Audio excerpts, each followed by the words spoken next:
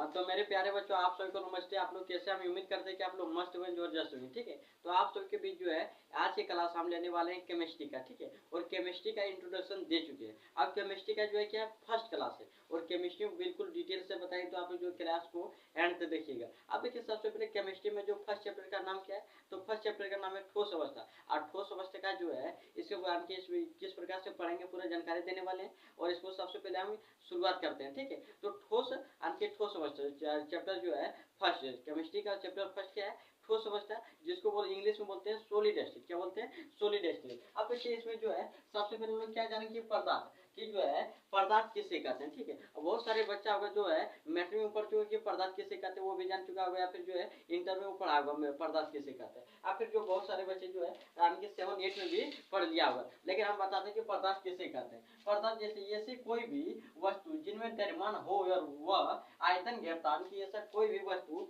जिसमें द्रव्यमान हो और वह आयतन घेरता हो, तो उसे हम लोग क्या कहेंगे, पदार्थ। जैसे हो गया मार्कर। ठीक है, जैसे जैसे उदाहरण के लिए कलम हो गया, कुर्सी हो गया, वायु हो गया, ये सब क्या है, ये सब एक प्रकार का जो है अन्य पदार्थ है। ठीक है, अब देखिए भौतिक गुणों के आधार पर पदार्थ का वर्गीकरण, जो भौतिक गुणों के आधार पर हम लोग जानते हैं कि जो है पदार्थ कितने भागों में बांटा गया। ठीक है, तो पदार्थ देखिए, पदार्थ को जो है 5 भाग में बांटा गया। सबसे पहले क्या है, ठोस, फिर देखिए द्रव हो गया, गैस हो गया, प्लाज्मा हो गया, और बोस-आइंस्टीन हो गया। लेकिन इसका बात किया जाए क्या, मुख्य। ठीक है, मुख्य की बात किया जाए, मुख्य वर्गीकरण में बात किया जाए तो 3 आता है। कौन कौन आता है, तो ठोस आता है, द्रव आता है, गैस आता है। कौन कौन आता है, ठोस आता है, द्रव आता है और गैस आता है। ठीक है, तो यहाँ जो लिखा है कि जो है ठोस को लिख दिया सॉलिड, द्रव को लिख दिया लिक्विड, और गैस को लिख दिया गैस। ठीक है, और प्लाज्मा को प्लाज्मा जैसे लिखा बोस-आइंस्टीन है, कंडेंसेट। ठीक है, तो लिख दिया बोस-आइंस्टीन है कंडेंसेट। ठीक है, इसको लिख दिए इंग्लिश से, इसको भी नोट कर लीजिएगा आप लोग। लेकिन हमको क्या पढ़ना चाहिए, मुख्य वर्गीकरण जो है उसको हम लोग पढ़ेंगे। ठीक है,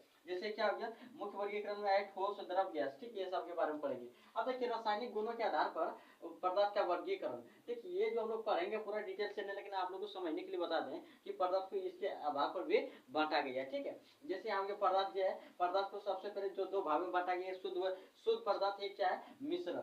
शुद्ध पदार्थ को जो है कितने भाग में बांटा गया, तो जो है 2 भाग में। एक शुद्ध, देखिए एक क्या है शुद्ध पदार्थ, दूसरा क्या है तत्व। ठीक है, फिर देखिए जो शुद्ध पदार्थ है इसको कितने भाग में बांटा गया, 2 भाग में। एक कार्बनिक अकार्बनिक यौगिक, और दूसरा क्या है, कार्बनिक यौगिक। लेकिन जो तत्व है इसको कितने भाग में बांटा गया, तो 3 भाग में बांटा गया। एक है धातु, दूसरा है अधातु, तीसरा है उपधातु। ठीक है, अब फिर देखिए जो मिश्रण है, मिश्रण को कितने भाग में बांटा गया, तो मिश्रण को 2 भाग में बांटा गया। एक समांगी मिश्रण, दूसरा क्या है, विषमांगी मिश्रण। इसको हमको सिलेबस में नहीं दिया गया, लेकिन फिर भी आप लोग को जानकारी के लिए बता दिए। पहले आप लोग अपना नोट कर लीजिए। ठीक है, फिर जो है आप सभी को भी जो है आगे हम बताते हैं। पहले आप लोग नोट कीजिए, 2 मिनट का समय दे रहे, नोट कीजिए।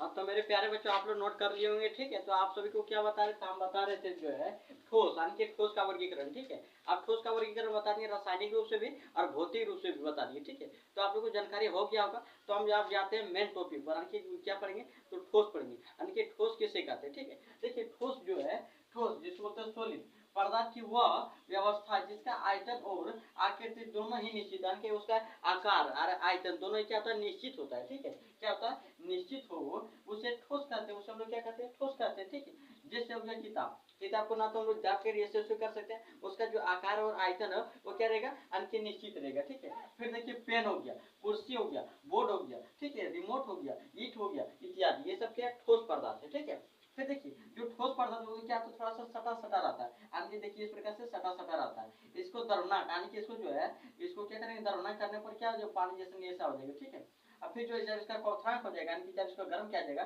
तो गैस रूप में इस प्रकार से देखा जाएगा। ठीक है, तो अंतरा आणविक आकर्षण बल यानी जो विद्युत क्या होता है, 1/, अंतरा आणविक दूरी होता है। क्या होता है, आणविक अंतरा, देखिए क्या लिखा है, अंतरा आणविक आकर्षण बल विद्युत 1/, अंतरा आणविक दूरी हो जाएगा। ठीक है, फिर देखिए इसका क्या लिखा है कि ठोस के गुण। आप लोग जानते हैं कि ठोस के क्या क्या गुण होना चाहिए। देखिए ठोस के जो है आयतन और आकृति निश्चित होते हैं, यानी कि जो ठोस है उसका आकार और जो आयतन होता है दोनों ही क्या होता है, निश्चित होता है। ठीक है, फिर देखिए इसमें क्या लिखा है, इसमें अघात वर्धनीयता, तन्यता, भंगुरता आदि गुण पाए जाते हैं। इसमें जो अघात वर्धनीयता, तन्यता और भंगुरता आदि गुण इसमें क्या होता है, पाए जाते हैं। ठीक है, अब तीसरा नंबर में क्या है, ये कठोर होता है, यानी कि जो ठोस है वो क्या होता है, कठोर होता है। फिर देखिए इसका द्रव्यमान क्वथनांक उच्च होता है, यानी कि जो ठोस पदार्थ है उसका जो द्रव्यमानक और क्वथनांक क्या होगा, उच्च होगा, यानी कि उच्च होगा। ठीक है, ठोस का घनत्व उच्च होता है, जो ठोस का उसका घनत्व भी क्या होता है, उच्च होता है। वो देखिए प्राय ठोस असंवेदीय होते हैं, यानी कि प्राय ठोस को हम लोग जो क्या होता है,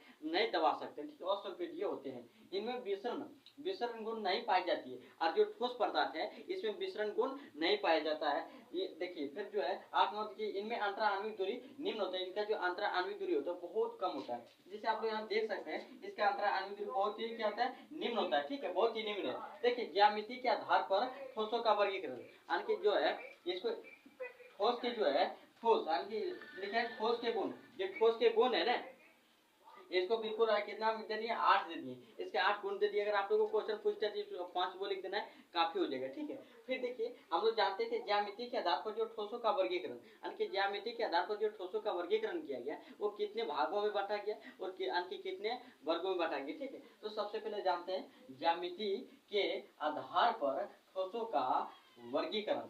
ठोसों का वर्गीकरण दो रूप से किया गया, एक है क्रिस्टलीय ठोस और दूसरा है अक्रिस्टलीय ठोस। तो देखिए क्रिस्टलीय ठोस के बारे में जो है हम अगले क्लास में पढ़ाएंगे, तो आप लोग जो है इतना सा नहीं कि इतना अगर आप लोग समझ में आया होगा तो आप वीडियो को लाइक कीजिएगा, शेयर कीजिएगा, और प्लीज जो है कि जरूर से जरूर सब्सक्राइब कीजिए, क्योंकि देखिए एक छोटा सा वीडियो बनाने में बहुत ज्यादा मेहनत लगता है। ठीक है, आप लाइक करो या ना करो लेकिन एक सब्सक्राइब जरूर कीजिएगा। ठीक है, और जो है ऐसे वीडियो आप लोगों के पास आते रहेगा बहुत ही शानदार तरीके से हम बताएंगे पूरा। ठीक है, फिजिक्स, केमिस्ट्री और बायोलॉजी। तो आप लोग चैनल को अगर सब्सक्राइब नहीं किए तो जरूर से जरूर सब्सक्राइब कीजिए। फिर हम मिलते हैं अगले क्लास में। अगले क्लास में क्या पढ़ेंगे, अगले क्लास में जो है क्रिस्टलीय ठोस और अक्रिस्टलीय ठोस दोनों को पढ़ाएंगे। ठीक है, फिर मिलते हैं अगले क्लास में।